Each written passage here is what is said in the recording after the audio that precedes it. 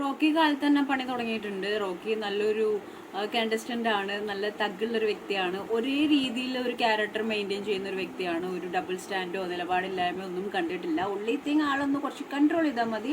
Frustrated ആണ്, അത് ഇത്തവണ ലാലേട്ടൻ വന്ന് സംസാരിക്കുമ്പോൾ ഓക്കെ ആവും. അപ്പോൾ കാലത്ത് തന്നെ നമ്മുടെ അപ്സരയ്ക്കുള്ള പണി കൊടുത്തിട്ടുണ്ട്. ലൈക്ക് മറുകണ്ഠൻ ചാടി ലൈക്ക് നൈസായിട്ട് കൂടെ നിന്ന് ഋഷിയെ നോമിനേറ്റ് ചെയ്തു എന്നുള്ള രീതിയിലൊക്കെ ചൊറിയാൻ പോയിട്ടുണ്ട്.